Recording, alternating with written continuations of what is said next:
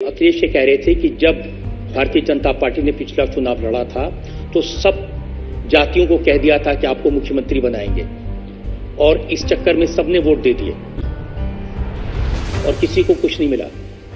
उसके बाद हम लोग नगर निकाय के चुनाव भी जीते हैं, उपचुनाव भी जीते हैं। यही उनका सबसे बड़ी हार है। हमारे लिए भी आसान होगा कि अलग अलग उन लोगों से निपटना पड़ता, एक साथ निपट लेंगे।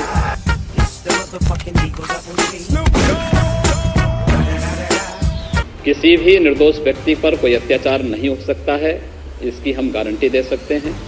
लेकिन हां, अगर कोई पुलिस पर गोली चलाएगा तो हम उसकी कोई गारंटी नहीं दे सकते। पुलिस को सख्त हिदायत है, मानवाधिकारों का सम्मान करें, हर एक नागरिक को सुरक्षा प्रदान करें, लेकिन बिना किसी भय के प्रदेश के अंदर पुलिस की वर्दी का इकबाल बोलना चाहिए, दिखना चाहिए। Damn, it feels good to be a gangster. A real gangster ass nigga plays his cards right. A real मैंने तो अखबार में पढ़ा कि जो अपराधी हैं वो पुलिस वालों के साथ हाथ जोड़ते हैं कि हमें जेल भेज दो। यही तो सुधार है कि जो कल तक सीएम हाउस में आकर के किसी मंत्री के साथ जाकर के अपराध को अंजाम देते थे, आज रेहड़ी लगा करके सब्जी बेचने का काम कर रहे हैं।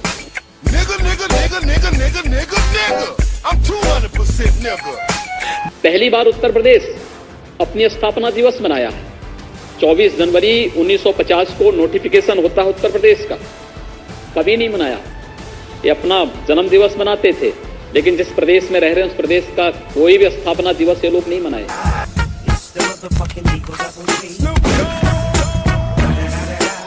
योगी जी बड़ी लंबी फहरिस्त है जो पूर्व मुख्यमंत्री ने सामने रखी। उन्होंने कहा कि वादा किया था यूपी को विकास के रास्ते पर ले जाएंगे, लेकिन उनका कहना है कि सारे काम जो उन्होंने किए थे उनको आगे बढ़ा रहे हैं, अपना कुछ नहीं किया। राम राम जपना, पराय माल अपना। चले इसी बहाने भगवान राम का नाम तो लिया। जो लोग दुर्योधन और रावण की पूजा करने वाले थे, अगर राम और कृष्ण को भी पूज रहे हैं तो मेरे लिए तो सबसे बड़ी विजय है भैया।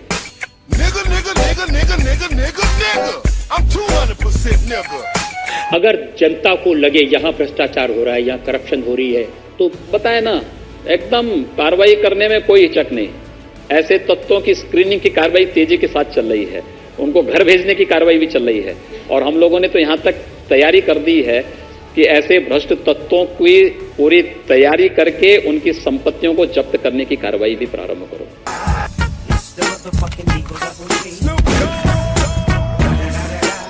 राहुल गांधी आजकल याद दिलाते हैं कि मंदिर का ताला उनके पिताजी ने खुलवाया था, राजीव जी ने, और उन्होंने कहा कि हमने हमेशा मदद की है मंदिर की प्रक्रिया में, और अगर हमारी सरकार बनी तो कांग्रेस के लोग कह रहे हैं कि हम बनाएंगे मंदिर। 2004 से 2014 तक क्या कर रहे थे राहुल गांधी?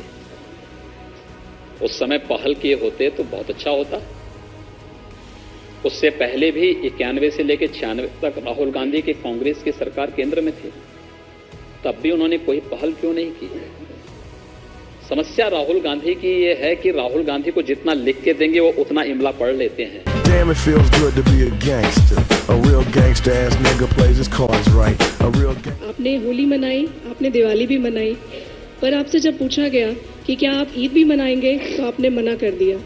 क्या हम ये मान लें कि आप हिंदुओं के नेता हैं? देखिए, मैं मुख्यमंत्री तो पूरे प्रदेश का हूं, 22 करोड़ जनता का मुख्यमंत्री हूं, लेकिन मेरी व्यक्तिगत आस्था भी है।